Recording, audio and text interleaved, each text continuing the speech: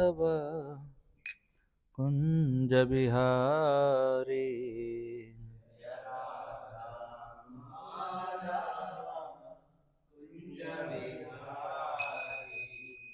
जय राधा माधव कुंज बिहारी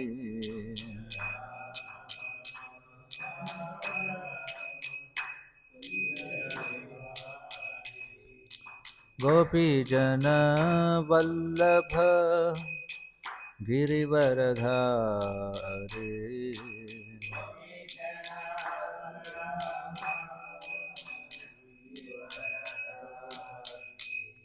गोपी जन वल्लभ गिरिवरधारी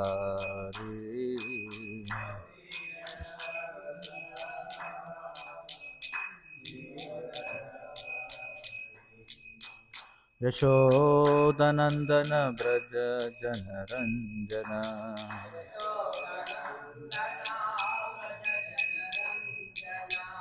यशोदनंदन ब्रज जनरंजन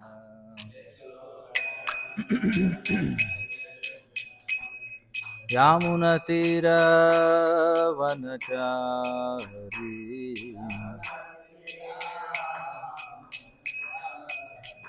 यामुनतीरवनचारी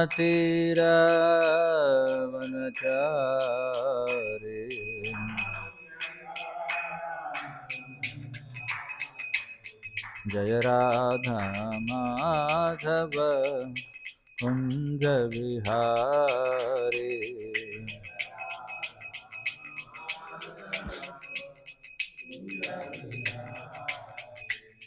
जय राधा माधव कुंज बिहारी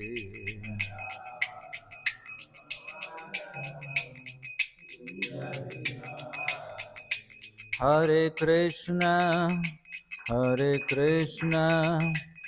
कृष्ण कृष्ण हरे हरे हरे राम राम राम हरे हरे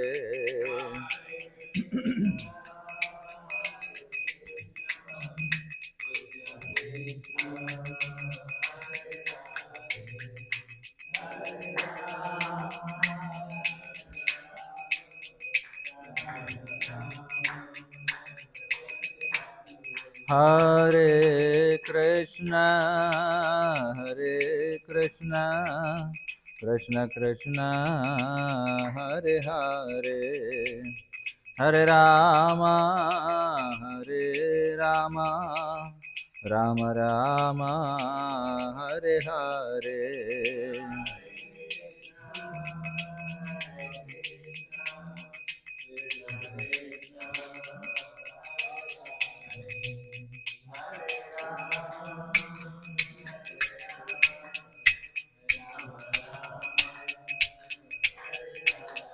हरे कृष्ण कृष्ण कृष्ण हरे हरे हरे राम राम राम हरे हरे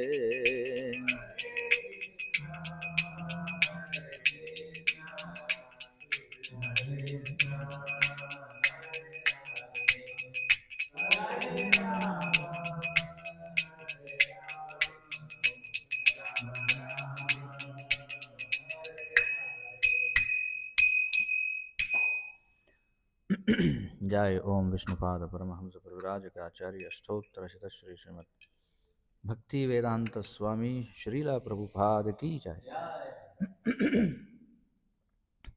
ग्रंथराज श्रीमद् भागवतम की जय। ओम नमो भगवते वासुदेवाय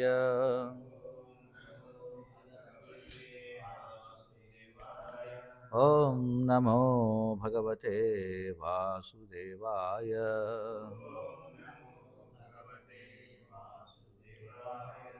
ओम नमो भगवते वासुदेवाय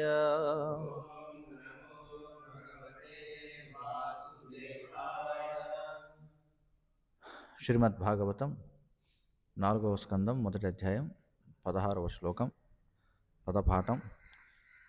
విదురః ఉవాచ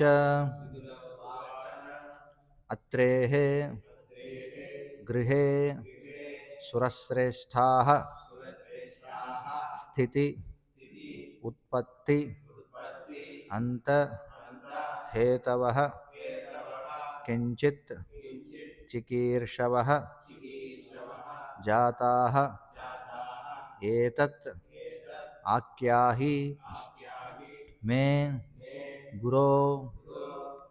విదుర ఉవాచ అత్రేర్గృహే సురశ్రేష్ఠాః స్థిత్యుత్పత్త్యంతహేతవః కించిచ్చికీర్షవో జాతా ఏతదాఖ్యాహి మే గురో. విదుర ఉవాచ అత్రేర్గృహే సురశ్రేష్ఠాః స్థిత్యుత్పత్త్యంతహేతవః కించిచ్చికీర్షవో జాతా ఏతదాఖ్యాహి మే గురో. విదుర ఉవాచ అత్రేర్గృహే సురశ్రేష్ఠాః స్థిత్యుత్పత్త్యంతహేతవః కించిచ్చికీర్షవో జాతా ఏతదాఖ్యాహి మే గురో. విదుర ఉవాచ అత్రేర్గృహే సురశ్రేష్ఠాః స్థిత్యుత్పత్త్యంతహేతవః కించిచ్చికీర్షవో జాతా ఏతదాఖ్యాహి మే గురో. విదుర ఉవాచ అత్రేర్గృహే సురశ్రేష్ఠాః స్థిత్యుత్పత్త్యంతహేతవః కించిచ్చికీర్షవో జాతా ఏతదాఖ్యాహి మే గురో. విదుర ఉవాచ అత్రేర్గృహే సురశ్రేష్ఠాః స్థిత్యుత్పత్త్యంతహేతవః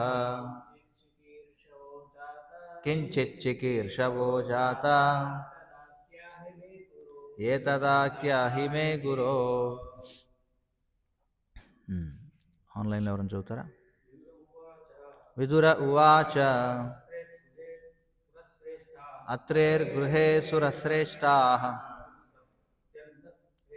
స్థిత్యుత్పత్త్యంతహేతవః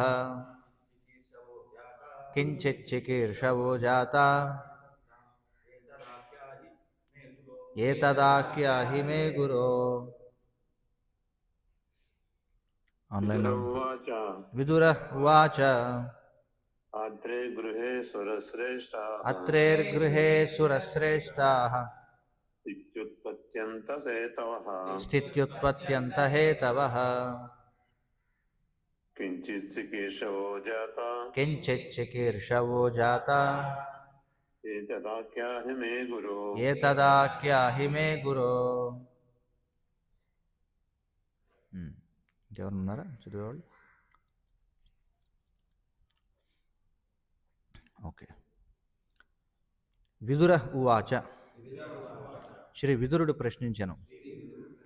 అత్రేః గృహే అత్రిగృహమున సురశ్రేష్ఠాః దేవతాముఖ్యులు స్థితి పోషణము ఉత్పత్తి సృష్టి అంత లయము హేతవః కారణము కించిత్ ఏమి చికీర్షవః చేయగోరి జాతాః అవతరించిరి ఏతత్ ఈ విషయమును ఆఖ్యాహి తెలుపుడు మే నాకు గురో ఓ గురుదేవా.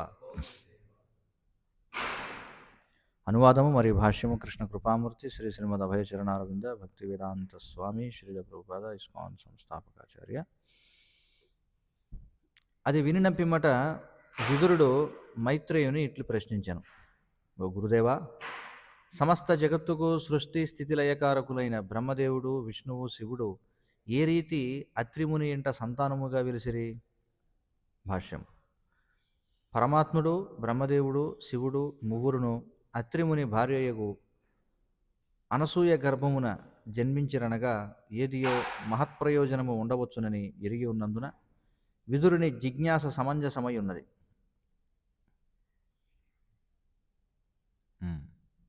లేనిచో ఎందులకై వారు ఆ రీతి ఆవిర్భవింతురు?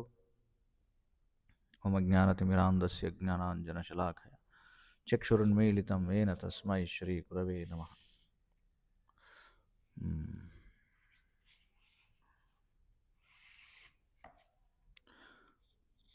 నమ ఓం విష్ణుపాదాయ కృష్ణప్రేష్ఠాయ భూతలే శ్రీమతే భక్తివికాస స్వామినితి నామని.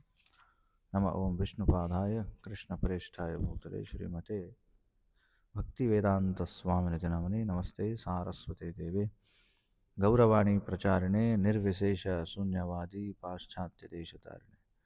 జయ శ్రీకృష్ణ చైతన్య ప్రభు నిత్యానంద శ్రీ అద్వైత గదాధర శ్రీవాసాది గౌరభక్త బృంద. హరే కృష్ణ కృష్ణ కృష్ణ హరే హరే, హరే రామ రామ రామ హరే హరే.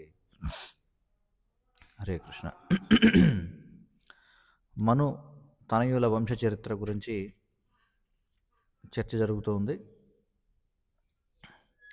నిన్నటి శ్లోకంలో అత్రిముని భార్య అయినటువంటి అనసూయ, సోముడు, దత్తాత్రేయుడు, దుర్వాసుడు, బ్రహ్మ, విష్ణువు, మహేశ్వరుల పాక్షిక ప్రాతినిధ్యం. ఈ ముగ్గురు కూడా సోముడు, దత్తాత్రేయుడు, దుర్వాసుడు అనే యశస్సులకు ముగ్గురు పుత్రులకు జన్మనొసగెను. సోముడు బ్రహ్మదేవుని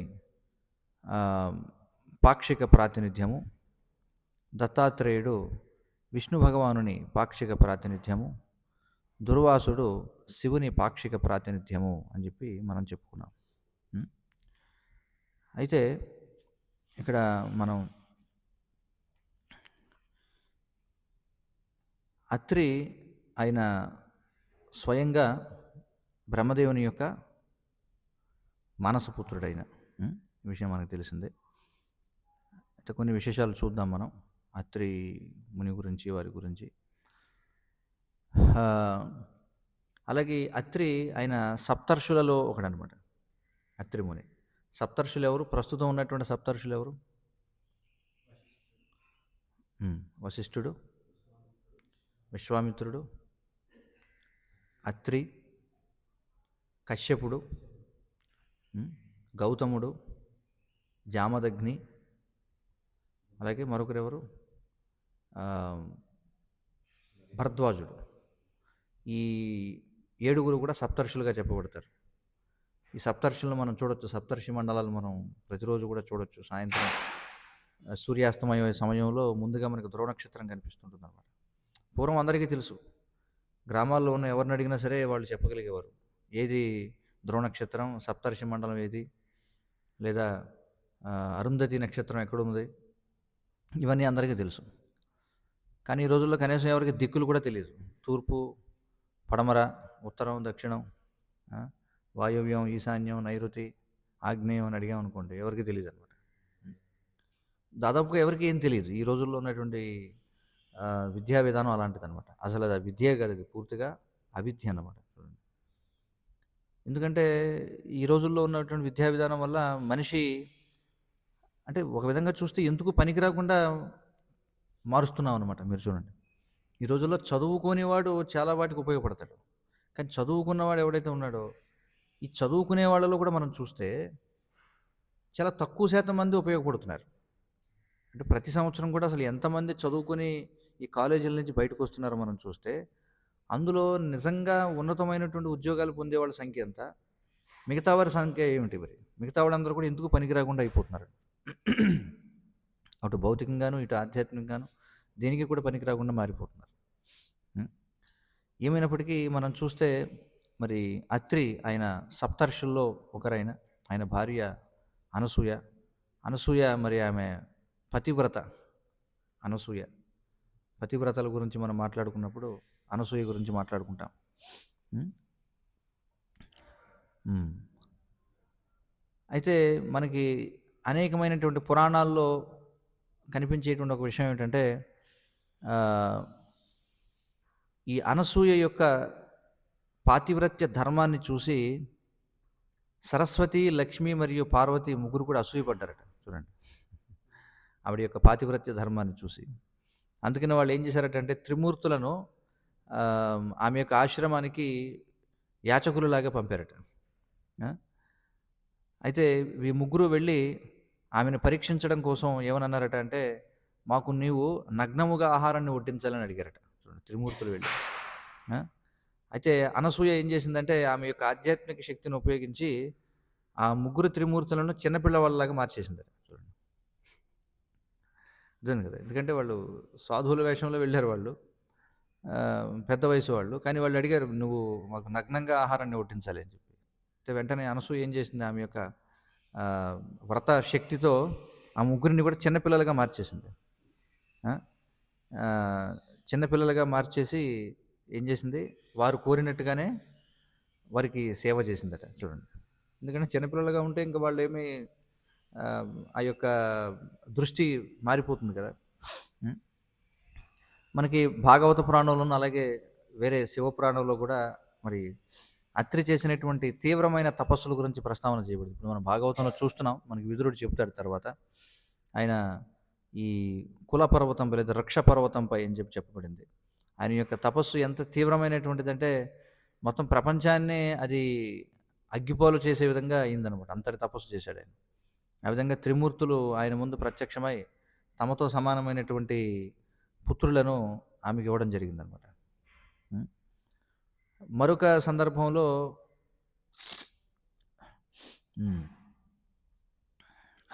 ఇంకా మనకి ప్రముఖంగా కనిపించేటువంటిది ఈ అత్రి అనసూయల గురించి రామాయణంలో మనకు కనిపిస్తుంది. వాల్మీకి రామాయణంలో ఎప్పుడైతే సీతారామ లక్ష్మణులు వారు వనవాసానికి వెళ్ళారో అప్పుడు ఈ చిత్రకూట పర్వతం దగ్గర ఉన్నటువంటి అత్రి ముని యొక్క ఆశ్రమానికి వాళ్ళు వెళ్ళడం జరిగింది.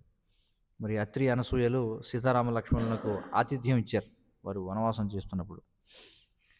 ఆ సమయంలో సీతాదేవికి అనసూయ ఈ పతివ్రత ధర్మం గురించి ఉపదేశాలు చేసింది. అనసూయ. మరి అనసూయ ఎవరి కుమార్తె? దేవహూతి కర్దముల యొక్క కుమార్తె ఆమె కదా. 9 మంది కుమార్తెలు వాళ్ళకి, అందులో అనసూయ ఒక ఆమె. ఆమె పతివ్రత ధర్మం గురించి సీతాదేవికి బోధనలు చేసింది. అలాగే సీతాదేవికి ఆమె కొన్ని దివ్యమైనటువంటి బహుమానాలు కూడా ఇచ్చిందనమాట. ఆమెకి వస్త్రాలను ఇచ్చింది, అలాగే ఆమెకి కొన్ని నగలను కూడా ఇచ్చింది మనం చూస్తే. ఇంకా రామాయణంలో మనం వెళ్ళి చూసినట్లయితే ఏం ఉపదేశాలు ఇచ్చింది అనసూయ సీతాదేవికి పాతివ్రత్యం గురించి అంటే అవి చూద్దాం. మరి అనసూయ చేసినటువంటి ప్రాథమికమైనటువంటి బోధనలు అవి భార్య పాతివ్రత్య ధర్మాన్ని పాటించినట్లయితే ఆమె పొందే ఆధ్యాత్మిక శక్తి గురించి చెప్పబడింది అనమాట. అంటే కేవలం పాతివ్రత్య ధర్మాన్ని పాటించడం వల్ల ఒక స్త్రీ ఏ విధంగా ఆధ్యాత్మిక శక్తిని పొందగలదు అనేది వివరించింది. ఆ సందర్భంగా ఏం చెప్తుందంటే, భార్యకు భర్తే అందరికంటే అత్యున్నతమైనటువంటి దైవం. అంటే ఏ స్త్రీ అయితే చక్కటి వ్యక్తిత్వాన్ని కలిగి ఉంటుందో అలాంటి స్త్రీల కంటే ఉన్నతులైనటువంటి స్త్రీలు ఇక్కడ చెప్పేది. ఎవరైతే ఉన్నతులైనటువంటి సంస్కారవంతులైనటువంటి స్త్రీలు ఎవరైతే ఉంటారో వారికి తమ యొక్క భర్తే అత్యున్నతమైనటువంటి దైవం, అలాగే అత్యున్నతమైనటువంటి స్నేహితుడు. ఒకవేళ ఆ భర్త నగరంలో ఉన్నా, అరణ్యంలో ఉన్నా, అతడు ధనవంతుడైనా పేదవాడైనా సరే, ఎలాంటి పరిస్థితుల్లోనూ కూడా భార్య ఆమెను విడిచిపెట్టకూడదు. కాబట్టి భర్త కంటే అత్యున్నతమైనటువంటి దైవం లేదు అని చెప్పి చెప్పబడింది. అలాగే ఇంకా అనసూయ ఏం చెప్తుందంటే, మరి ఒక స్త్రీకి తన భర్తకు చేసేటువంటి పరిపూర్ణమైనటువంటి సేవ, భర్తకి విధేయురాలై ఉండడం ఏదైతే ఉందో అంతకంటే గొప్ప తపస్సు మరొకటి లేదని కూడా చెప్పింది చూడండి. స్త్రీకి అంతకంటే గొప్ప తపస్సు లేదని కూడా చెప్పింది. నిన్నటి రోజున మనం చూసాం, చాణక్య పండితుడు చెప్తున్నాడు. ఆయన ఏమంటున్నాడు, ఏ భార్య అయితే భర్త యొక్క అనుమతి లేకుండా అనేక రకాల పూజలు వ్రతాలు చేస్తూ ఉంటుందో ఆమె ఏం చేస్తుందట, ఆ పూజలు వ్రతాల చేత భర్త యొక్క ఆయుష్ను క్షీణింపజేస్తుందట. ఆ? ఆ, మరి ఏమిటి ఆమెకు అత్యున్నతమైనటువంటి వ్రతం అంటే భర్త యొక్క సేవ అని చెప్పబడింది. ఆ. ఇంకా అనసూయ ఇంకేం చెప్తుందంటే, ఏ భార్యలైతే అన్ని రకాల దేశకాలమాన పరిస్థితుల్లోనూ తమ యొక్క భర్తలను విధేయతతో అనుసరిస్తారో వారు ఉన్నతమైనటువంటి ఆధ్యాత్మిక లోకాలకు చేరుకుంటారు. మరణించిన తర్వాత, శరీరాన్ని త్యజించిన తర్వాత ఉన్నతమైనటువంటి ఆధ్యాత్మిక లోకాలకు చేరుకుంటారని చెప్పబడింది. మరి ఈ విధంగా ఎప్పుడైతే అనసూయ బోధనలు చేసిందో సీతామాత ఈ బోధనలను స్వీకరించి ఆమె ఏముంటుందంటే, నీవేవైతే విలువలు నాకు చెప్పడం జరిగిందో అవి నా యొక్క తల్లి, నా యొక్క అత్తగారు నాకు ఇవన్నీ కూడా బాల్యంలోనే నాకు బోధించడం జరిగింది అని చెప్తుంది. ఇంకా ఏం చెప్తుందంటే, సీతాదేవి బదులిస్తుంది. ఇంకేముంటుందంటే, ఇవన్నీ కూడా నాకు బాల్యంలో మా అమ్మగారు అత్తగారు నేర్పారు. అలాగే అనసూయ చెప్పినటువంటి ఉపదేశాలు ఏవైతే ఉన్నాయో ఈ ఉపదేశాలు ఎప్పుడు పాటించాలి? భర్త ధర్మాత్ముడైతేనే పాటించాలా అంటే కాదు. సీతాదేవి ఏముంటుందంటే, భర్త దుర్మార్గుడైనా సరే ఈ అనసూయ చేసినటువంటి ఉపదేశాలు వర్తిస్తాయి, స్త్రీ ధర్మానికి వర్తిస్తాయి. ఇంకా సీతాదేవి ఏముంటుందంటే, అంటే నీవు చేసినటువంటి బోధనలు ఏవైతే ఉన్నాయో అవి సరైన వ్యక్తిత్వం లేనటువంటి భర్తను సేవించి స్త్రీలకే వర్తిస్తాయంటే మరి నేను ఎంత అదృష్టవంతురాలను. ఎందుకంటే రామో విగ్రహవాన్ ధర్మ, స్వయంగా ధర్మానికి ప్రతిరూపమైనటువంటి రాముణ్ణి నేను భర్తగా పొందాను. కాబట్టి మరి రాముని పట్ల పాతివ్రత్యాన్ని కలిగి ఉండడం అనేది ఇంకా ఎంత ఉన్నతమైనటువంటి ఫలితాన్ని ఇస్తుందో అర్థమైంది కదా విషయం ఏం చెప్తుందో. అంటే అధములైనటువంటి భర్తల పట్ల పాతివ్రత్యాన్ని కలిగి ఉన్నా అంత ఫలితం వస్తుందంటే మరి స్వయంగా ధర్మమూర్తి అయినటువంటి ధర్మ విగ్రహుడైనటువంటి రాముని పట్ల పాతివ్రత్యం ఉంటే ఇంకెంత విశేషం ఉంటుందో, నేను ఎంత అదృష్టవంతురాలను అని చెప్పుకుంటుంది. ఇంకా ఏముంటుందంటే మరి సీతాదేవి భార్య యొక్క విధి ఏదైతే ఉందో అది తన యొక్క భర్త విధితో అవినాభావంగా ఉంటుందన్నమాట. అంటే విడదీయరాలినిదిగా ఉంటుంది. అంటే భార్య విధి వేరు, భర్త విధి కాదు, భర్త విధి వేరు కాదు. భర్త విధితో భార్య యొక్క విధి విడదీయలేనిదిగా ఉంటుంది. అందుకే ఆమె ఏముంటుందంటే, అందుచేతనే నేను ఎప్పుడైతే నా భర్త వనవాసానికి వెళ్లాల్సి వచ్చిందో ఆయన నేను అనుసరించాను. ఎందుకంటే భర్త ఏ పరిస్థితుల్లో ఉంటే భార్య కూడా అదే పరిస్థితుల్లో ఉండాలి కాబట్టి. మరి సీతాదేవి యొక్క వినయాన్ని, సీతాదేవి యొక్క జ్ఞానాన్ని మెచ్చుకొని అనసూయ ఆమెకు ఎన్నో దివ్యమైనటువంటి బహుమానాలు ఇస్తుందన్నమాట. మరి ఆవిడిచ్చినటువంటి బహుమానాలు ఏవైతే ఉన్నాయో అవి తర్వాత మనం రామాయణంలో తర్వాత కాండాల్లో చూస్తే అవి ఎంతగా ఆమెకు ఉపయోగపడ్డాయి అనేది మనం చూడొచ్చు అనమాట. ఆవిడిచ్చినటువంటి బహుమానాలు ఏమంటే సీతాదేవికి కొన్ని వస్త్రాలను, నగలను ఇచ్చింది. ఎలాంటి వస్త్రాలంటే ఆ వస్త్రాలు ఎప్పుడు కూడా మాసిపోవు అనమాట. మాసిపోయినటువంటి వస్త్రాలు, ఎప్పుడు కూడా మాయనటువంటి నగలు ఇచ్చింది. మరి 10 నెలల పాటు ఎప్పుడైతే సీతాదేవి ఈ లంకా రాజ్యంలో బంధింపబడిందో ఆ 10 నెలలు కూడా అనసూయ ఇచ్చినటువంటి వస్త్రాన్ని, అలాగే ఆమె ఇచ్చినటువంటి నగలను ఆమె ధరించిందనమాట. చూడండి ఈ వనవాసంలో. అలాగే అనసూయ సీతాదేవికి ఒక దివ్యమైనటువంటి అనులేపనాన్ని ఇచ్చిందనమాట. లేపనం అంటే ఆయింట్మెంట్ అంటాం కదా, దివ్యమైనటువంటి అనులేపనాన్ని ఇచ్చింది. ఆ అనులేపనం కారణం చేత సీతాదేవి అరణ్యంలో ఎన్ని కష్టాలు పడుతున్నప్పటికీ తన యొక్క సౌందర్యాన్ని రక్షించుకోగలిగింది. ఆ విధమైనటువంటి అనులేపనాన్ని ఇచ్చిందనమాట. ఈ రెండు కూడా ఆమె ఇచ్చినటువంటి ఇవి. మరి అత్రి ఈ అనసూయల యొక్క ఆశ్రమం ఎక్కడ ఉందంటే మనం చూసాం, ఈ చిత్రకూటంలో ఉందని చెప్పి. ఈ చిత్రకూటం అనేది మనకి మధ్యప్రదేశ్, ఉత్తరప్రదేశ్ సరిహద్దులో ఉందన్నమాట. అక్కడ మందాకిని నది ఉంటుంది. ఆ మందాకిని నది ఒడ్డున ఉంటుంది ఈ యొక్క ఆశ్రమం. ఈ చిత్రకూటానికి వెళ్ళిన వాళ్ళందరూ కూడా దాన్ని దర్శించవచ్చు అనమాట. మరి మరి ఇంకా పురాణాలు మనకేం చెప్తున్నాయంటే, ఈ అనసూయ యొక్క తపస్సు వల్ల ఆ ప్రాంతంలో 10 సంవత్సరాలుగా ఉన్నటువంటి కరువు కాటకాలు ముగిసిపోయాయట. ఎప్పుడైతే అనసూయ అక్కడికొచ్చిందో అప్పుడు. హ్మ్. మరి ఇది ఈ దండకారణ్యం ఏదైతే ఉందో రామాయణంలో చెప్పబడిన దండకారణ్యం అంటే చాలా ఏమంటారు, చీమల దూరని చిట్టడివి అని చెప్పి అంటారు కదా! కాకులు దూరని కారడవి, చీమల దూరని చిట్టడివి అంటారు. ఆ విధమైనటువంటి దండకారణ్యానికి అది ముఖంలాగా పరిగణించబడుతుంది చిత్రకూటం అనేది. అంటే అక్కడి నుంచి మొదలవుతుందనమాట. హ్మ్. అలాగే ఉత్తరాఖండ్‌లో మనం చూస్తే చెమోలి అనేటువంటి ప్రాంతం ఉంది. అక్కడ కూడా అత్రి అనసూయల యొక్క ఆశ్రమం ఉంది అని చెప్పి అంటారు. ఇంకా విశేషం ఏంటంటే మనకి దగ్గరలో ఏదైతే అత్తిలి అని చెప్పి ఉందో దాని అసలు పేరు అత్రి అనమాట. చూడండి. అంటే కాలగమనంలో ఎలా అవన్నీ కూడా వికృతం అయిపోతుంటాయి. అత్రి అనేటువంటిది కాలగమనంలో అత్రి అల్లా అత్తిలి అయిపోయింది దాని పేరు. ఇప్పటికీ కూడా అక్కడ చూస్తే మరి అత్రి ముని స్థాపించినటువంటి వేణుగోపాల స్వామి ఆలయం కూడా ఉంది పురాణతం అనేటువంటి. కాబట్టి అత్రి ఈ విధంగా చాలా మనం చూడొచ్చు. మరి ఆ సమయంలో సీతాదేవి సీతాదేవిని అడుగుతుంది అనసూయ, అసలు నీకు రామునితో ఎలా వివాహం అయిందో చెప్పు అని చెప్పి. అప్పుడు సీతాదేవి తనకి ఎలా వివాహం అయిందో చెప్తుందనమాట. ఏముంటుందంటే నేను అయోనిజ అంటే అర్థం ఏమిటి? నేను ఒక స్త్రీ గర్భం నుండి పుట్టిన దానిని కాను. నేను ఏ విధంగా లభించాను నా తండ్రి జనకుడికి, ఎప్పుడైతే ఆయన లాంఘలం అంటే ఈ యొక్క ఏదైతే నాగలి ఏదైతే ఉందో ఈ లాంగలి అనేది తర్వాత నాగలి అది వికృతం అన్నమాట. మళ్ళీ దానికి కూడా చూడండి, అనే సంస్కృత పదాలే మూలం. లాంగలం అని చెప్పి అంటారు. దాని తర్వాత కాలక్రమంలో నాగలి కింద మారిపోయింది. ఈ నాగలితో ఒక యజ్ఞం కోసం దున్నుతూ ఉండగా, భూమిని ఎందుకోసం దున్నాలి అసలు భూమిని? పంటలు పండించుకోవడం కోసం, అది అందరికీ తెలిసిందే. కానీ అది దున్నడం అవసరం ఉంది. దున్నకుండా పంట పండించకూడదా? ఎందుకు దున్నాలి? ఎందుకంటే శుభ్రం చేయడం కోసం, దాన్ని సంస్కరించడం కోసం, నేలను సంస్కరించడం కోసం దున్నాలి. అలాగే యజ్ఞం చేయడం కోసం ఎప్పుడైతే ఆ నేలను దున్నుతున్నారు అంటే, ఇప్పుడు చూడండి, మనం ఏదైనా కార్యక్రమం చేయాలనుకోండి, ఆ బ్లేడ్ ఏవయ్యా వచ్చి అంటారు. ఆ బ్లేడ్ ట్రాక్టర్ని రమ్మని ముందు అంతా దున్ని క్లియర్ చేయమంటాం, అవునా కదా? ఇప్పుడు కూడా అదే చేస్తున్నాం మనం.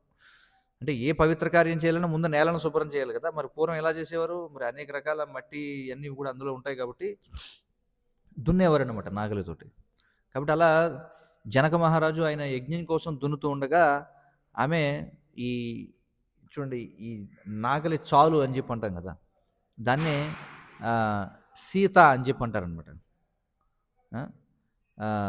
అందులోంచి బయటకు వచ్చింది కాబట్టి ఆమెకి సీత అనేటువంటి పేరు, నాగలి చాలు నుండి బయటకు వచ్చింది కాబట్టి. వెంటనే ఆ రాజు మరి ఆయనకి మరి సంతానం లేదు జనకుడికి. అందుకని వెంటనే ఆయన ఎంతో ఆప్యాయతతో అనురాగతతో స్వీకరించి ఆమెని చేశాడనమాట. కానీ ఎప్పుడైతే సీతాదేవికి వివాహం చేసుకోవాల్సినటువంటి వయసు దగ్గర పడుతుందో జనకుడికి ఆందోళన పెరిగిపోయింది. ఎందుకంటే ఆమెకు సరిజోడిని ఎలా వెతకాలి నేను అని చెప్పి.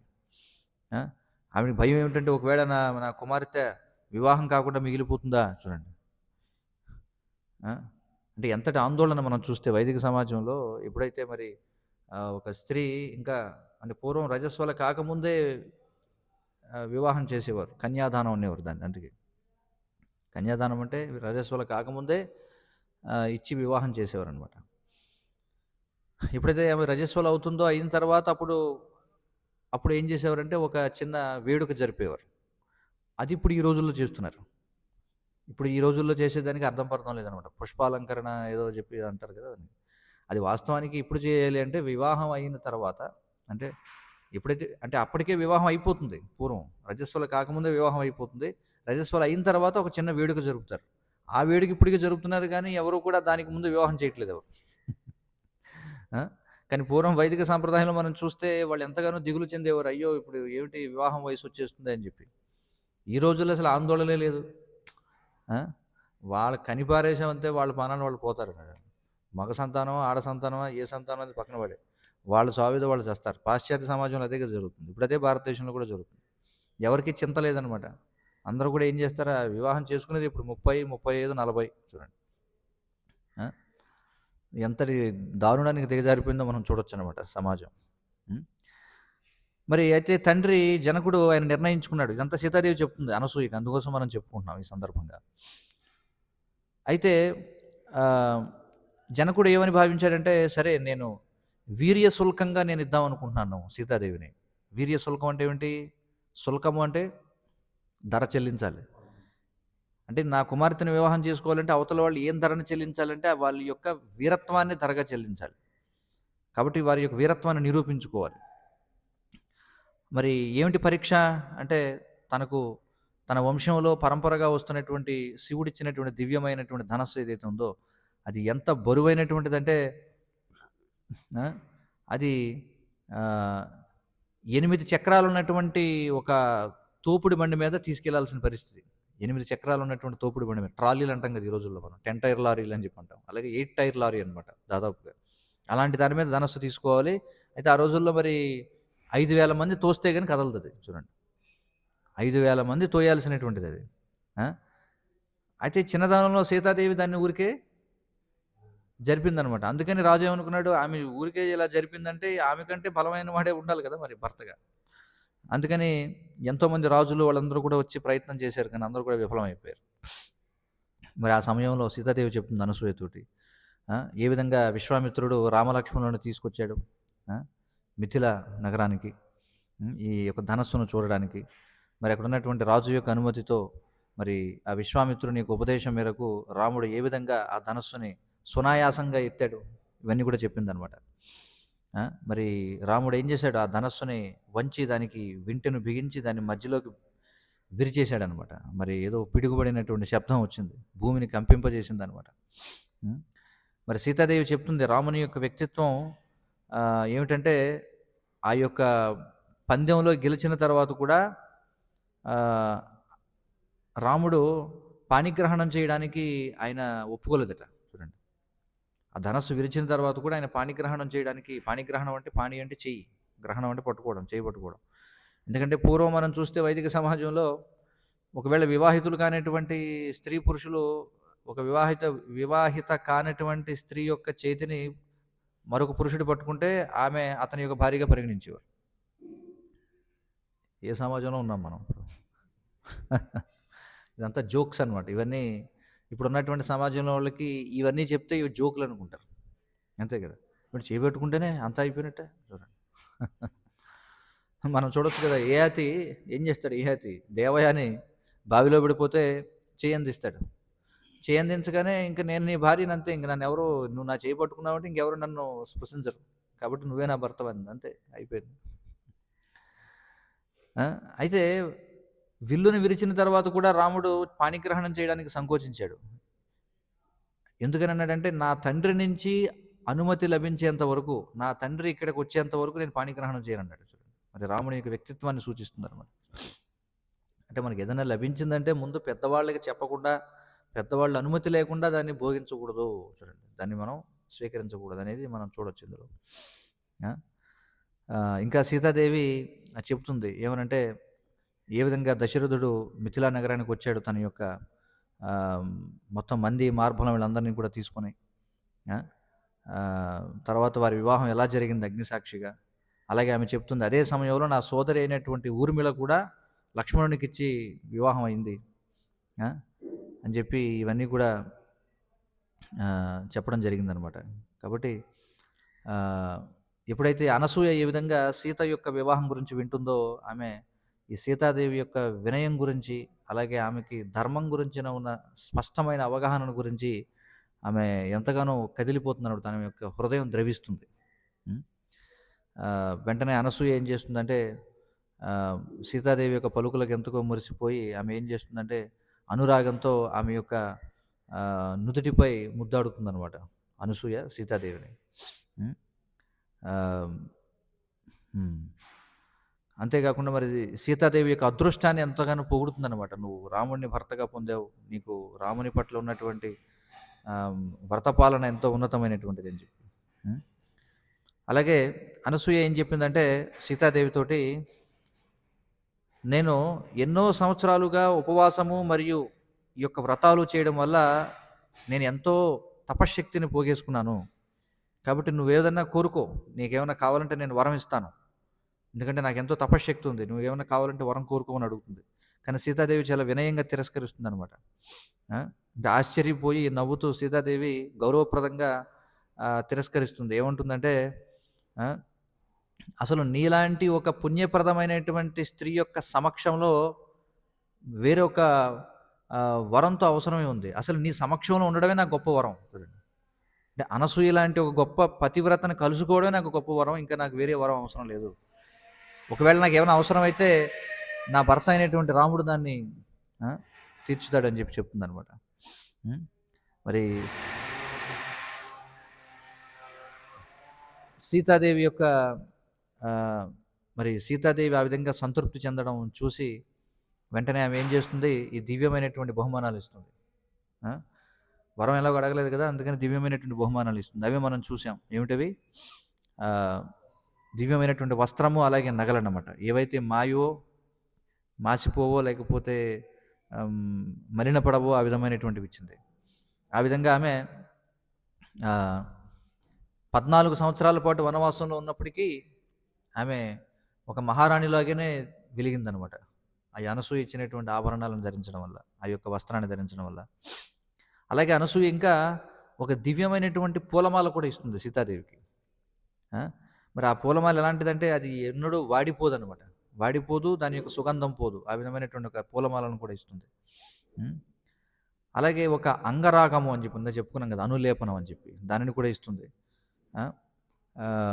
కాబట్టి దానిని పులుముకోవడం ద్వారా అదేం చేస్తుందంటే రాముని యొక్క కీర్తిని కూడా పెంపొందిస్తుందట ఆ అంగరాగం ఏదైతే ఉందో. ఏ విధంగా అయితే లక్ష్మీదేవి విష్ణువు యొక్క వైభవాన్ని పెంపొందిస్తుందో, అలాగే నువ్వు ఈ అంగరాగమును పులుముకున్నావు అనుకో, రాముని యొక్క వైభవం ఇంకా ఇనుమడింపజేయబడుతుంది అని చెప్పింది. మరి నువ్వు ఎప్పుడు కావాలంటే అప్పుడు వీటిని ఉపయోగించుకోవచ్చు. నీవు ఈ అరణ్య జీవితంలో ఎన్ని కష్టాలకు పాలైనా సరే అవి ఎల్లప్పుడూ కూడా నీ వైభవాలను రక్షిస్తాయని చెప్పి చెప్పబడింది అనమాట. అయితే ఈ అనసూయ సీతాదేవికి ఇచ్చినటువంటి ఆభరణాలు, ఇవి బహుమానాలు ఏవైతే ఉన్నాయో అవి ఊరికే అలంకరణ కోసమే కాదు, తర్వాత అవి చాలా ముఖ్యమైనటువంటి పాత్రను కూడా పోషించాయి. ఉదాహరణకి హనుమంతుడు సీతాదేవిని ఈ లంకలో ఏ విధంగా గుర్తించాడు? ఈ అనసూయ ఇచ్చినటువంటి వస్త్రాలను ధరించడం కారణం చేతనే హనుమంతుడు గుర్తించగలిగాడు సీతాదేవిని. ఎందుకంటే ఎలా గుర్తించగలిగాడంటే, అంటే ఇన్ని నెలలు 10 నెలలు అయిపోయినా సరే ఈవిడెవరో దేదీప్యమానంగా వెలుగుతుంది అంటే ఈవిడే సీతాదేవి అయి ఉండాలి. ఎందుకంటే ఎవరిచ్చారు ఆ వస్త్రాలు? ఆవిడికి అనసూయ ఇచ్చింది. అయితే ఆఫ్కోర్స్ మనకు తెలిసిందే ఆమె లక్ష్మీదేవి స్వయంగా. కాబట్టి ఇవి కొన్ని విశేషాలు అన్నమాట మనం చూసినట్లయితే. అలా మనం ఈ శ్లోకంలో మనం చూస్తే మరి మైత్రేయుడు అడిగాడు వెంటనే ఎవరిని? అదే విదురుడు మైత్రేయుడిని అడిగాడు. ఏమని? ఓ గురుదేవా, సమస్త జగత్తుకు సృష్టి స్థితి లయకారకులైన బ్రహ్మదేవుడు, విష్ణువు, శివుడు ఏ రీతి అత్రిముని ఇంట సంతానముగా వెలిశారు? ఇది నేను చెప్పదలుచుకోలేదు, తర్వాత ఎలాగో మనకి క్రమంలో చర్చిస్తాం కాబట్టి. ఎందుకంటే ఈ విధంగా త్రిమూర్తులు అతని యొక్క అనసూయ యొక్క గర్భాన్ని జన్మించారంటే ఏదో గొప్ప ప్రయోజనం ఉండొచ్చు అని అనుకున్నాడు విదురుడు. అంటే ఊరికనే పుడతారా ఏమిటి? త్రిమూర్తులు వచ్చి సంతానంగా పుట్టడం అనేది ఏమన్నా సాదాసీదా విషయమా? లేదు కదా. అందుకే వెంటనే విదురుడికి జిజ్ఞాస కలిగిందనమాట. ఏమిటో చెప్పండి అని చెప్పి. మరి ఈ మైత్రేయుడు ఎవరైతే ఉన్నాడో ఆయన కూడా ఒక గొప్ప మహానుభావుడు. మనం చూస్తే శాస్త్రాలు మైత్రేయుని యొక్క వారి యొక్క వ్యవహారాలు కూడా మనం తెలుసుకోవాలన్నమాట, వారి యొక్క చరిత్రలు కూడా. మరి ఈ మైత్రేయ ఋషి ఆయన చాలా శక్తివంతమైనటువంటి ఋషి, ఆయన చాలా లోతైనటువంటి తత్వవేత్త కూడా, అలాగే దివ్య జ్ఞానాన్ని అందించినటువంటి వాడు కూడా. అయితే ఆయన తరచుగా మనకి వేదవ్యాసుల వారి యొక్క వ్యక్తిగత స్నేహితుడిగా చెప్పబడతాడు. వేదవ్యాసుడు, మైత్రేయుడు ఇద్దరు కూడా చాలా సన్నిహిత మిత్రులు అనమాట. ఇద్దరు కూడా పరాశరుని యొక్క శిష్యులు, ఇద్దరు క్లాస్మేట్స్ కూడా. ఎవరెవరు? మైత్రేయుడు, వేదవ్యాసుడు. వేదవ్యాసుని యొక్క తండ్రి ఎవరు? పరాశరుడు. పరాశరాత్మజం అని చెప్తారు కదా. పరాశరుడి దగ్గర ఇద్దరు కూడా నేర్చుకున్నారు. ఆ విధంగా ఇద్దరు కూడా స్నేహితులు.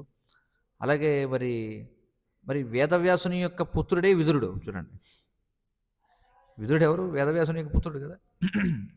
కాబట్టి ఇది విశేషం అన్నమాట ఆ విధంగా వాళ్ళు కలవడం. అందుకే మైత్రేయుడు ఇవన్నీ ఎలా చెప్పగలిగాడు, ఆయనకి ఎలా తెలిసాయంటే ఎందుకంటే వేదవ్యాసుల వారు స్వయంగా స్నేహితుడు ఆయనకి, అందుకని చెప్పగలిగాడు. అందుకే కృష్ణుడు కూడా మైత్రేయుడిని ఎన్నుకున్నాడు. ఈ జ్ఞానాన్ని తర్వాత తర్వాత తరానికి అందించడం కోసం అనమాట. హ్మ్. ముఖ్యంగా మనం చూస్తే ఆహ్, విష్ణు పురాణం ఏదైతే ఉందో, ఈ విష్ణు పురాణాన్ని అందించింది మైత్రేయుడే. మొత్తం అసలు విష్ణు పురాణం అంతా కూడా మైత్రేయుడికి ఇవ్వబడింది. మైత్రేయుడే విష్ణు పురాణాన్ని అందించాడు. అలాగే మనం ఇందాక చెప్పుకున్నట్టుగా పరాశరుని యొక్క శిష్యుడైన ఆ!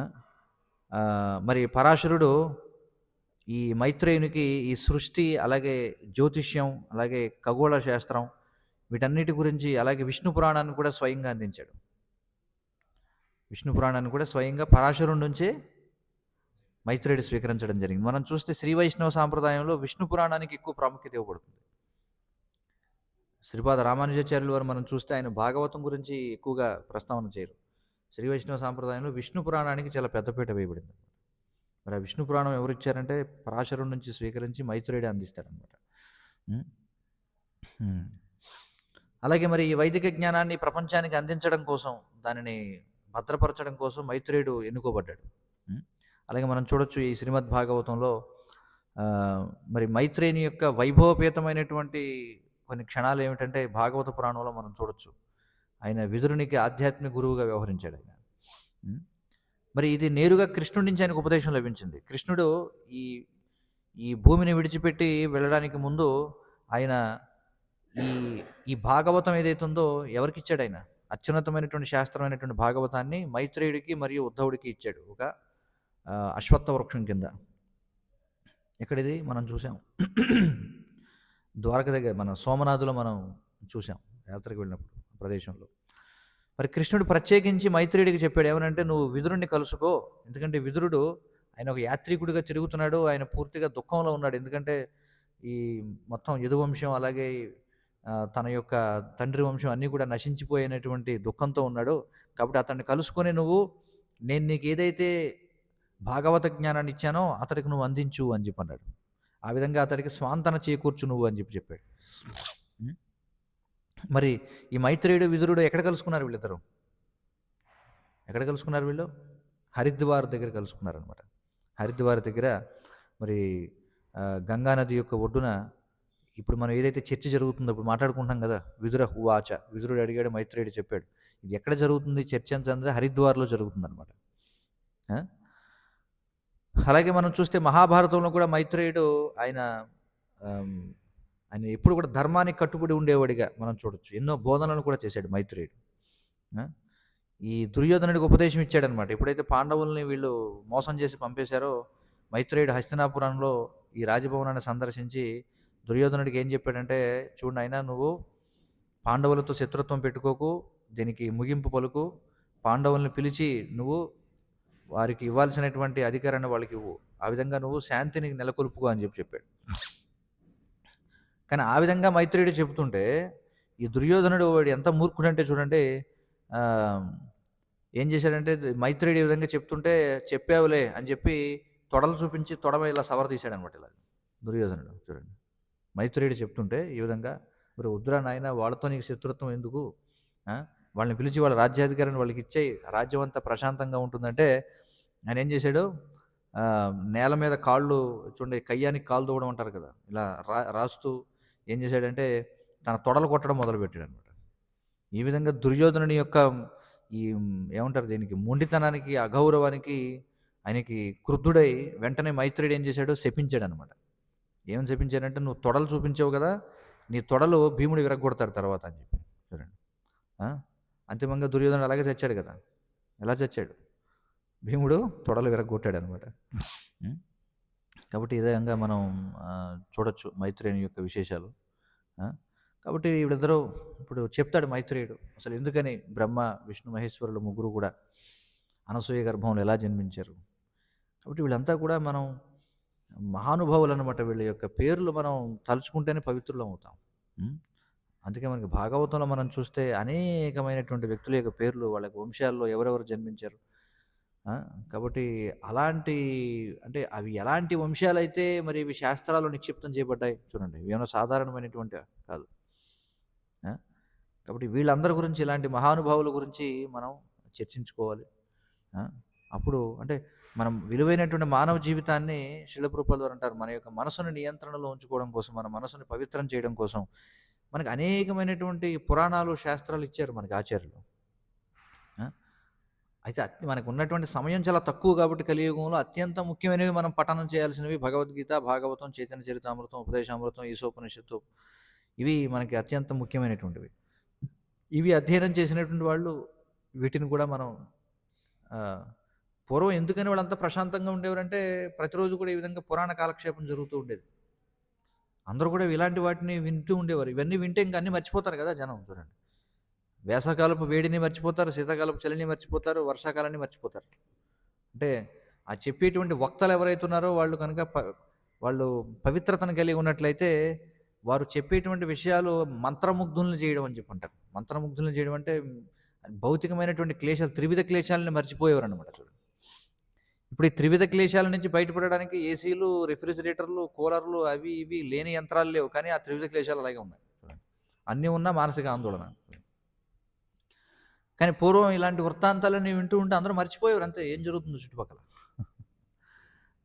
ఈ విధంగా రాత్రి అంతా కూడా జరిగేవట. చూడండి, రాత్రి అంతా కూడా ఇప్పుడు వేసవికాలం నిద్రపట్టేది కాదు. పూర్వం ఏం చేసేవారు, రాత్రి అంతా ఇదిగో ఇలాగా కాలక్షేపం చేసేవారట.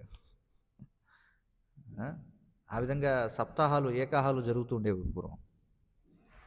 కాబట్టి మనకి తర్వాత శ్లోకంలో మరి మైత్రేయుడు వివరిస్తాడు ఎందుకని అసలు అత్రి అనసూయలకు త్రిమూర్తులు జన్మించారనేటువంటిది. హరే కృష్ణ. ఏమైనా ప్రశ్నలు, సూచనలు ఉంటే చెప్పవచ్చు.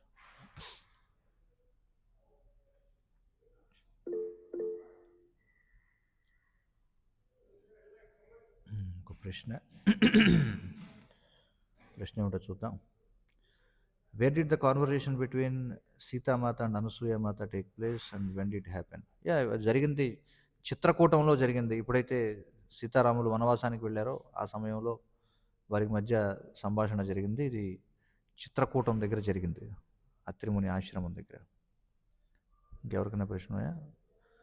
సుభద్ర సుధామృత దేవిదాసి మాతాజీ చెప్పండి. చెప్పండి. ముందు సుభద్ర మాతాజీ చెప్పండి, మీ ప్రశ్న ఏమిటి? ప్రభుజీ, అంటే వేరే ప్రశ్న చెప్పొచ్చా? అడగొచ్చా ప్రభుజీ? అడగొచ్చు. అయితే ముందుగా ఈరోజు చర్చించిన విషయాల గురించి ఇంకెవరికన్నా ప్రశ్నలు ఉంటే ముందు అవి తీసుకుందాం. మరొకరు ఎవరో చేయెత్తారు కదా, ఎవరు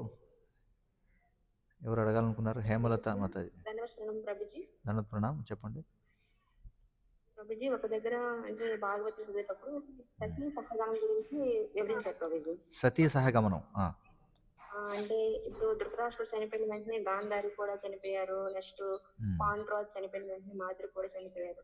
అంటే ఆ రోజుల నుండే సతీ సహగమనం అనేది ఉండేదా? అంటే దాని గురించి పూర్తిగా వివరాలు. చూడండి, సతీ సహగమనం అనేది ఎల్లప్పుడూ ఉంది, కానీ కలియుగంలో నిషేధించబడింది. ఎందుకు నిషేధించబడిందంటే కలియుగంలో అంత పాతివ్రత్యాన్ని ఎవరు కూడా కలిగి ఉండలేరు కాబట్టి. అంటే కలియుగంలో పురుషులు అంతటి బ్రహ్మచర్య వ్రతాన్ని చేపట్టలేరు, స్త్రీలు కూడా అంతటి పాతివ్రత్యాన్ని కలిగి ఉండలేరు. ఎందుకని పూర్వయుగాల్లో సతీసాగం అనేది ఉండేదంటే మనకి శ్రీల ప్రభుపాదుల వారు చాలా చక్కగా వివరిస్తారు మనకి భాగవతంలో, భగవద్గీతలో ఆయన ఇచ్చినటువంటి భాష్యాల్లో. ఎందుకని సతీ సహగమనం చేసి తన భర్త చనిపోతే భార్య కూడా ఎందుకు చనిపోయేది అంటే, భర్త యొక్క ఎడబాటు ఏదైతే ఉంటుందో, భర్త లేకుండా జీవించడం అనేటువంటి బాధ ఏదైతే ఉంటుందో, ఆ బాధ వల్ల కలిగినటువంటి తాపం ఏదైతే ఉందో అది అగ్నిలో చేయబడితే కాలేదానికంటే కూడా ఎక్కువ వేదనగా ఉండేదట వాళ్ళకి. చూడండి, ఇది భర్తని విడిచిపెట్టి ఉండాల్సి రావడం. అందుకని వాళ్ళు భర్త చితి కాలుతుంటే వెళ్ళి దాని మీద ప్రవేశించేవారు. వాళ్ళకి ఏం అనిపించేది కాదు, ఎందుకంటే దానికంటే ఎక్కువ తాపాన్ని వాళ్ళు అనుభవిస్తున్నారు భర్త చనిపోయాడని చెప్పి. అందుకని వాళ్ళకి ఎవరు చెప్పక్కర్లేదు అనమాట, వాళ్ళే నేరుగా వెళ్ళి అందులో ప్రవేశించేవారు. అర్థమైంది కదా. కానీ అది కలియుగంలో సాధ్యం కాదు కాబట్టి దాన్ని నిషేధించడం జరిగింది. అయితే సతీ సహగమనం కూడా కొన్ని నియమాలు ఉన్నాయి దానికి కూడా. ఏమిటంటే ఒకవేళ పిల్లలు చిన్నపిల్లవాళ్ళు అయి ఉండి పెద్దవాళ్ళు అవ్వలేదు అనుకోండి అప్పుడు, అలాగే సంరక్షకులు ఉన్నారనుకోండి ఒకవేళ భార్యకి, ఇలాంటివి కొన్ని ఉన్నాయి మనకి మహాభారతంలో, దాని గురించి వివరాలు వస్తాయన్నమాట. కాబట్టి అది స్వచ్ఛందంగా జరిగేది. కానీ శ్రీల ప్రభుపాదుల వారు చెప్తారు ఏమిటంటే, ఈ గడిచిన బ్రిటిష్ వాళ్ళ కాలంలో కూడా, శ్రీల ప్రభుపాదుల వారి కాలంలో కూడా ఆయన ఒక చోటన సతీసాగమనం జరగడం చూశారట, అంటే విన్నారు దాని గురించి. అయితే ఇది అప్పుడు బ్రిటిష్ వాళ్ళు వచ్చాక దాన్ని పూర్తిగా చట్టం చేశారు ఇవి చేయకూడదని. అంటే దీని అర్థం కలియుగంలో కూడా మొదటి 5000 సంవత్సరాల్లో కూడా సతీ సహగమనం జరుగుతూ ఉండేది. అయితే కొన్నాళ్ళకి ఏమైందంటే అంత పాతివ్రత్యం లేకపోయినా బలవంతంగా తీసుకెళ్ళి తోసేస్తూ ఉండేవారు. కాబట్టి దాన్ని చట్టం చేసి నిషేధించారనమాట. హరే కృష్ణ. ఓకే ప్రభుజీ. ప్రభుజీ ఇంకో ప్రశ్న ఉంది. చెప్పండి. ఇప్పుడు విదురుడు యొక్క తండ్రి మనకి వ్యాధి వ్యాసం చెప్పారు కదా, విచిత్ర వీరుడా వ్యాధి వ్యాస అంటే చూడండి, విచిత్ర వీరుడు సంతానం లేకుండా మరణించడంతో సత్యవతి యొక్క కోరిక మేరకు, అభ్యర్థన మేరకు వేదవ్యాసుల వారు దయచేసి సైలెంట్లో ఉండండి. విచిత్ర వీర్యుడు అతడు తన యొక్క భార్యల పట్ల అమితాసక్తుడై అతడు గుండెపోటు వచ్చి మరణిస్తాడు సంతానం లేకుండా. అందుచేత సత్యవతి బాధపడి ఇంతమంది ముగ్గురు ఉన్నా కూడా ఎవరికి సంతానం లేదని చెప్పి తన పుత్రుడే అయినటువంటి వేదవ్యాసుడు, ఎందుకంటే ఆ రోజుల్లో దేవరేణ సుతోత్పత్తి అనేటువంటిది ఉంది, అది కూడా కలియుగంలో నిషేధించబడింది. అంటే పూర్వం ఏం జరిగేదంటే, ఒకవేళ భార్య తన భర్త చేత సంతానాన్ని పొందలేకపోతే తన భర్త సోదరుని ద్వారా సంతానాన్ని పొందగలిగేది. అది పూర్వయుగాల్లో ఉంది. కాబట్టి ద్వాపర యుగంలో అది ఉంది కాబట్టి ఆ నియమం మేరకు సత్యవతి అభ్యర్థిస్తుంది వ్యాసదేవుల వారిని, నాయన నువ్వు సంతానాన్ని కను అని. ఆ విధంగా ఆయన ఏం చేస్తాడు, ఈ దాసి ఎవరైతే ఉందో ఆమె ద్వారా పుట్టినటువంటి సంతానమే విదురుడు అనమాట. అందుకని వేదవ్యాసుల వారి తండ్రి అని చెప్తున్నాను. హరే కృష్ణ. ఇంకెవరికన్నా ఈరోజు చెప్పిన విషయాల్లో ప్రశ్నలు ఉన్నాయా?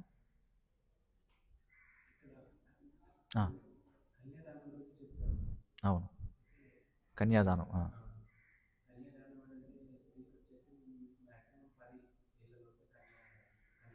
అవును.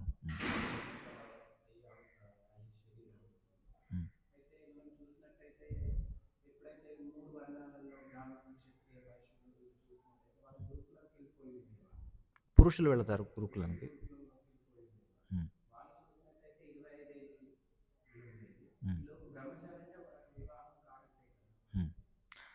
ఇక్కడ ప్రశ్న ఏమిటంటే, కన్యాదానము అంటే రజస్వల కాకుండానే పూర్వం వివాహం జరిగేది, కానీ పురుషులు మనం చూస్తే వారు బ్రహ్మచర్య ఆశ్రమానికి వెళ్ళేవారు కదా 25 సంవత్సరాల వరకు.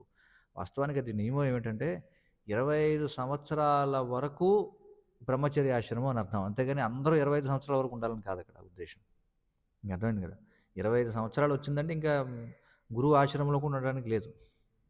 ఈలోపే కొంతమంది 15 ఏళ్ళకే విద్య నేర్చుకుని వచ్చేసేవాళ్ళు ఉంటారు, కొంతమంది 20 ఏళ్ళకి వచ్చేసేవాళ్ళు ఉంటారు, కొంతమంది 22 ఏళ్ళకి వచ్చేసేవాళ్ళు ఉంటారు. అట్లా. చెప్పండి సుభద్ర మాతాజీ, మీ ప్రశ్న. హరే కృష్ణ ప్రభుజీ. హరే కృష్ణ ప్రభుజీ. అంటే ఇది ప్రశ్న కాదు తెలీదు.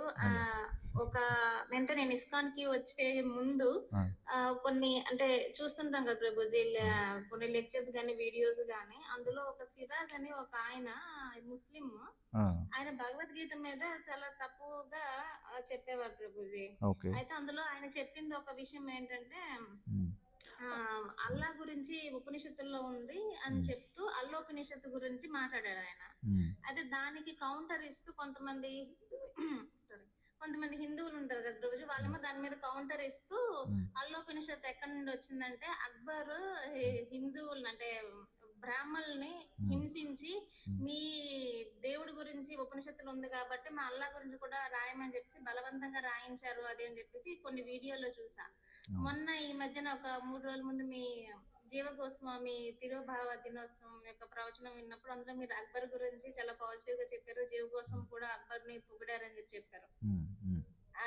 అంటే ఇది ఎలా అర్థం చేసుకోవాలంటే, చూడండి, ముస్లిం పాలకులు కూడా ఎవరైతే నిజమైనటువంటి ఆధ్యాత్మిక శక్తి ఉండేవారంటే భయపడేవారు ఎప్పుడు కూడా.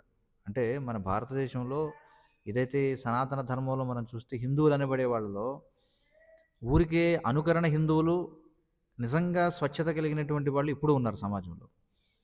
కాబట్టి మహమ్మదీయుల పాలనలో కూడా ఎవరైతే ఈ స్వచ్ఛత కలిగి ఉండేవారో, తపస్సు చేస్తూ నియమ నిబంధనలు పాటిస్తూ ఎవరైతే ఆ యొక్క తపోశక్తిని కలిగి ఉన్నవారు, ప్యూరిటీ అని చెప్పి అంటాం కదా, అది ఉన్నవారు ఎవరైతే ఉన్నారో అలాంటి వారిని మహమ్మదీయులు కూడా అలాంటి వారిని చూసి భయపడేవారు, వారిని గౌరవించేవారు. అందుకే మనకి అది కాకుండా ఎవరైతే ఊరికి ఆర్భాటం కోసం లేకపోతే చేస్తుండేవారు అలాంటి వారిని హింసించేవారు. మీకు అర్థమైందా? సో కాబట్టి ఈ గోస్వాములంటే వాళ్ళు చూడగానే అర్థమైపోయేది వీళ్ళు సాధారణ వ్యక్తులు కాదు వీళ్ళు అని చెప్పి. ఊరికే ఏదో చూడండి ఏదో ఇప్పుడు చూడండి ఇప్పుడు వినాయక చవితికి తాగేసి డ్యాన్సులేసే రకాలు కాదు. ఆ! అలాంటి వాళ్ళని చూస్తే ఎవడికైనా దండించాల్సి అనిపిస్తుంది. అవునా కదా! అంటే దేవుడి పేరుతో, మతం పేరుతో ఇలాంటి కార్యాలు చేస్తే ఎవరికైనా సరే ఇదేమిటి నీచమైనటువంటి మతం అనుకుంటారు ఎవరైనా. కానీ ఎప్పుడైతే నిజంగా తపశ్శక్తి కలిగి ఉన్నటువంటి వాళ్ళని చూసినప్పుడు వాళ్ళకి గౌరవం ఇవ్వాలనిపిస్తుందనమాట. కాబట్టి ఇది అలాంటి సందర్భం. ఆ! ఒక పక్కన గోస్వాములని వాళ్ళు గౌరవించారు. వారి యొక్క పవిత్రత కారణం చేత. అదేవిధంగా ఎవరైతే అర్థం పర్థం లేనటువంటి ఆచార వ్యవహారాలు చేస్తూ ఉన్నవారిని వారు ఎలాగో వాళ్ళు అధమమైనటువంటి వాళ్ళు కాబట్టి అలాంటి వాళ్ళని హింసించేవారు. 2 కూడా ఉన్నాయి. ఓకే. ప్రభుజీ ఇంకొక చిన్నది. చెప్పండి. ఇప్పుడు మీరు చెప్పిన దీంట్లో అంటే దుర్మార్గుడైనా కూడాను భర్తని అలాగే సేవించాలి, గౌరవించాలన్నారు గదా! అంటే ఇప్పుడు ఉన్న పరిస్థితులు బట్టి అంటే చంపేయడం వరకు కూడా వెళ్తున్నారు. అదే లేడీస్ అయినా జెంట్స్ అయినా గూడా. సో ఎంతవరకు మనం బేర్ చేయొచ్చు ప్రభుజీ గారు? ఎంతవరకు దీన్ని సహించాలి అంటే అది మన యొక్క చైతన్యంపై ఆధారపడి ఉంటుంది. కానీ అదే విషయంలో మనం చూడాలి మన జీవితం యొక్క అసలైనటువంటి లక్ష్యం ఏమిటంటే కృష్ణ చైతన్యవంతులు కావడం. కలియుగంలో మనం కృష్ణ చైతన్యాన్ని వదులుకోకుండా అంటే మన కృష్ణ చైతన్యాన్ని వదలక్కర లేకుండా ఉండడం కోసం మనం ఎంతవరకు సహించవచ్చో అంతవరకు సహించాలి. అర్థమైంది కదా! ఒకవేళ ఇక కృష్ణ చైతన్యాన్ని కోల్పోవలసి వచ్చింది అని అనుకున్నప్పుడు దూరంగా ఉండడం సమంజసమే కానీ అంటే పూర్వయుగాల్లో కూడా కొన్ని సందర్భాల్లో దూరంగా ఉండడం అనేది జరిగేది కానీ కోర్టులకు ఎక్కడం అనేది మాత్రం అవసరం లేదనమాట. మీకు అర్థమైంది కదా! అనవసరంగా కోర్టులకు వెళ్ళి విడాకులు తీసుకోవడం అనేది చేయాల్సిన అవసరం లేదు. ఒకవేళ అంత తీవ్రమైనటువంటి ఇబ్బందులు ఉన్నాయి అని అనుకున్నప్పుడు దూరంగా ఉంటే సరిపోతుంది. ఓకేనా? హరే కృష్ణ. హరే కృష్ణ. స్వరాంజలి ఎవరు ప్రశ్న చెప్పండి. మాతాజీ ఆల్రెడీ అడిగారు ప్రభు. మరి కృష్ణ చైతన్యంలో లేనటువంటి వారు ఎట్లా స్పందించాలి ప్రభు? చూడండి ఒకటేమిటంటే స్త్రీ ధర్మం అందుకే ఎందుకు ఉన్నతమైందని చెప్పబడిందంటే ఒకవేళ ఒక స్త్రీ కృష్ణ చైతన్యవంతురాలు కాకపోయినా ఆమె పాతివ్రత్యాన్ని కనుక కలిగి ఉన్నట్లయితే దాని చేతనే ఆమె ఆధ్యాత్మిక ప్రపంచానికి వెళ్ళగలదని శాస్త్రాలు చెప్తున్నాయి. అంటే ఆమె ముక్తి సాధించగలదు. ఇది కృష్ణ చైతన్యం లేకపోయినా కేవలం పాతివ్రత్య ధర్మాన్ని పాటిస్తే ఆమెకు ముక్తి కలుగుతుందని శాస్త్రాలు చెప్తున్నాయి. మరి ఇక కృష్ణ చైతన్యం కూడా ఉంటే ఇంకా ఎంత ఉన్నతమైన స్థాయి వస్తుందో ఆలోచించండి. అందుకే కలియుగంలో వ్యాసదేవులు వారు చెప్తారు ఏమిటంటే పురుష జన్మ కంటే స్త్రీ జన్మ చాలా అదృష్టం అని చెప్పంటారు. అందరూ ఆశ్చర్యపోతారు ఇదేమిటి ఇలా చెప్తున్నారని. ఎందుకంటే అది పరిస్థితి. ఎందుకంటే కేవలం పాతివ్రత్యాన్ని ఆచరించడం వల్ల వాళ్ళు అంటే ఎందుకు ఆ మాట ప్రత్యేకంగా చెప్పారు? ఎందుకంటే కలియుగంలో పరిస్థితులు అలా ఉంటాయని వాళ్ళకే తెలుసు. కానీ అలాంటి ప్రతికూలమైనటువంటి కుటుంబంలో ఉండి కూడా ఒకవేళ ఎవరైనా పాతివ్రత్యాన్ని పాటించారంటే వాళ్ళకి చాలా అది మోక్షం లభిస్తుంది. వారికి భగవత్ చైతన్యం గురించి ఏం తెలియాల్సిన అవసరం కూడా లేదు అని అక్కడ విశేషం. ఎందుకు ఈ విధంగా ఇచ్చారంటే ఇవన్నీ చాలా కష్టం కాబట్టి కలియుగంలో ఆ విషయాన్ని మనం చాలా ముఖ్యంగా గుర్తుంచుకోవాలి. హరే కృష్ణ. తర్వాత ఎవరు? లావణ్య చెప్పండి మీ ప్రశ్న. ప్రభుజీ స్నానం చేయముందుకు మనం హరే కృష్ణ మంత్రాన్ని జపించచ్చా? అంటే లేవడంతోనే నామ్నామకారి బహుదా నిజ సర్వశక్తి తత్రార్పిత నియమిత స్మరణేన కాలహ అని శాస్త్రాలు చెప్తున్నాయి. అంటే హరే కృష్ణ మహామంత్రాన్ని జపించడానికి ఏ విధమైనటువంటి విధి నిషేధాలు లేవు. కాబట్టి మీకు వీలు కానప్పుడు చూడండి ఏదైనా ఒక పనిని మనం అనువైనటువంటి పరిస్థితులను సృష్టించుకుని చేస్తే మనం దీర్ఘకాలం పాటు చేయగలుగుతాం. అంటే చేయొచ్చు, ఎప్పుడైనా చేయొచ్చు. కానీ అవకాశం ఉంటే దాన్ని స్నానమాచరించి చక్కగా చేయడం అనేది ఉత్తమం. కాని పరిస్థితుల్లో మీకు అవ్వడం లేదా, సరే ఎప్పుడు వీలేదప్పుడు చేయండి. అదే కౌంటింగ్ మిషన్ తోని నేను షాప్ లో వర్క్ చేస్తా. నేను కౌంటింగ్ చేసుకుంటూ జపమాల పట్టుకోవడం వల్ల మధ్యలో డిస్టర్బ్ అవుతుంది. కౌంటింగ్ అయితే నేను ఎప్పటికీ అనుకుంటూనే ఉంటున్నా. అవి కూడా నాకు కౌంట్ అవుతాయా? దానివల్ల పెద్ద ప్రయోజనం లేదు. ఎందుకంటే ఇప్పుడు ఏదైతే పని చేస్తున్నారో దాని మీద పూర్తిగా దృష్టి పెట్టాలి.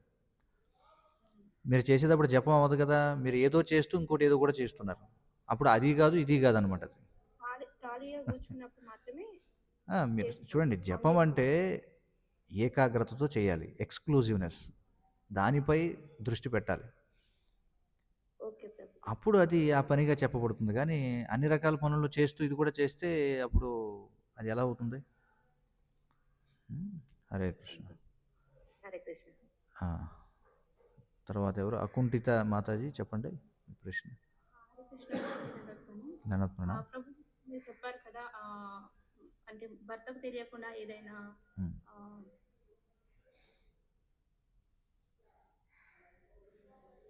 చెప్పండి మీ ప్రశ్న. భర్తకు తెలియకుండా ఏదైనా వ్రతాలు చేస్తే ఆయన ఆయుష్ వెళ్ళిపోతుందని, ఇది డివోషనల్ యాక్టివిటీస్ కూడా వర్తిస్తుంది ప్రభుజీ, అంటే ఆ, ఏకాదశి వ్రతాలు యా, దీన్ని ఎలా అర్థం చేసుకోవాలంటే చూడండి, అందుకే ఇది కృష్ణ చైతన్యం అనేది చాలా ఇది దివ్యమైనటువంటిది. ఇది అంటే చాణక్యుడు చెప్పినటువంటిది భౌతికమైనటువంటి వ్రతాల గురించి, వాటి గురించి. అయితే కృష్ణ చైతన్యంలోకి వచ్చిన తర్వాత మనం చూస్తే కృష్ణ చైతన్యం అనేది, అంటే భగవత్ చైతన్యం అనేది అన్నిటికీ కూడా అతీతమైనటువంటిది. కానీ అదే సమయంలో భక్తులైనటువంటి, చూడండి ఇక్కడ ఒక విషయం మనం గమనించాలి, ఇది చాలా పెద్ద విషయం ఇది. చూడండి, ఇంట్లో ఒకవేళ భర్త భార్యకి అడ్డు చెప్పడం లేదు భక్తి చేసుకోవడానికి అనుకుందాం. ఆయన పని ఏదో ఆయన చేసుకుంటున్నాడు, మీరు భక్తి చేసుకోవడానికి ఆయన ఏమీ కూడా మీకు ఇబ్బంది పెట్టడం లేదు అనుకుందాం. అలాంటప్పుడు మనం జపం చేసుకోవడం కోసం అని చెప్పి ఆ విధంగా అనుకూలంగా ఉన్నటువంటి భర్తకి కూడా మనం కనుక సేవ చేయకపోతే అప్పుడు మనం చేసినటువంటి సాధన వల్ల ఎలాంటి ఫలితం ఉండదు. ఇది మనం అర్థం చేసుకోవాలి. ఎందుకంటే భర్త మిమ్మల్ని ఏమి ఇబ్బంది పెట్టడం లేదు, మీకు స్వాతంత్రాన్ని ఇచ్చాడు, నువ్వు కావాల్సింది చేసుకోమని చెప్పి. అలాంటి సందర్భాల్లో మరి మనం స్త్రీ ధర్మంగా వారికి చేయాల్సినటువంటి చేయాలి. అలాంటి పరిస్థితుల్లో ఆయన భక్తుడు కాదు కదా అని వదిలేసి నీకెవడు కూడి పెడతాడులే, నేను నీకంటే ఉన్నతమైన దాన్ని, నేను భక్తురాలని అని చెప్పి అనుకుంటే కనుక అది తప్పు. అది చాణక్యుడు చెప్పేటువంటి విషయం అక్కడ. అర్థమవుతుంది అనుకుంటున్నాను మీకు.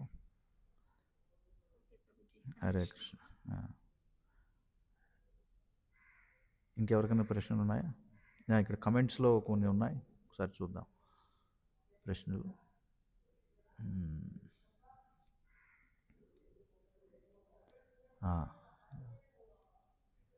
read in Bhagavatam, if husband is not at all a devotee and not supporting a wife to do spiritual activities, then you should not stop spiritual activities. ఇది ఆల్రెడీ సమాధానం చెప్పినట్టున్నాను కదా నేను ఈ ప్రశ్నకి. కళ్యాణి అని ఎవరో అడిగారు, నాకు తెలిసి దీనికి ఆల్రెడీ సమాధానం చెప్పాను. నెక్స్ట్ ఇంకో ప్రశ్న, the family lineage of Swayambhuva Manu, does it exist only in a particular yuga or does it continue across yugas? How should you understand this? మరి స్వయంభవ మను మనం చెప్పుకున్నాం కదా, వాళ్ళు 71 మహాయుగాల పాటు ఉంటారని చెప్పి. మరి ఈ మనువులు ఇప్పుడు ఎక్కడ ఉన్నారంటే ఊర్ధ్వలోకాల్లో ఉంటారు వాళ్ళు, ఎందుకంటే వాళ్ళ యొక్క ఆయుష్ చాలా ఎక్కువ. As you said, conversation happened between Sitamata and Anasuya Mata happened in years. వాళ్ళు చాలా దీర్ఘకాలం పాటు జీవిస్తారు వాళ్ళు, ఈ మనువులు ఎవరైతే ఉన్నారో.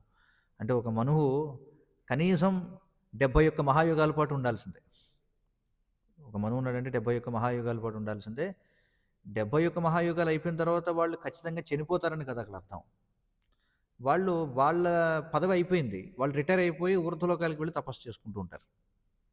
అర్థమవుతుంది కదా. కాబట్టి ఇప్పుడు స్వయంభవ మనువు ఆయన ఊర్ధ్వలోకాల్లో ఉంటాడు, ఎక్కడో స్వర్గలోకాల్లో ఎక్కడో ఉంటాడు. ఆయన చనిపోయి ఉంటాడని కాదు అర్థం. ఇప్పుడు 7వ మన్వంతరం జరుగుతుందంటే పూర్వం ఉన్న మనువులందరూ చనిపోయారని అనుకోకూడదు మనం. వాళ్ళు ఊర్ధ్వలోకాల్లో ఉంటారు, ఎందుకంటే వాళ్ళ ఆయుష్లు చాలా ఎక్కువ కాబట్టి. సో మీకు సమాధానం వచ్చిందని అనుకుంటాను నేను. అందుకే మనకి పురాణాల్లో మనం చూస్తే వాళ్ళ యొక్క అనేక యుగాల పాటుగా వాళ్ళ యొక్క వృత్తాంతాలు వస్తుంటాయి రామాయణంలో, ఇలా ఇవన్నీ కూడా మనం చూస్తే చాలా దీర్ఘకాలం వాళ్ళు జీవిస్తారు కాబట్టి. హరే కృష్ణ. ఇంకెవరికైనా ఏమైనా ప్రశ్నలు ఉన్నాయా?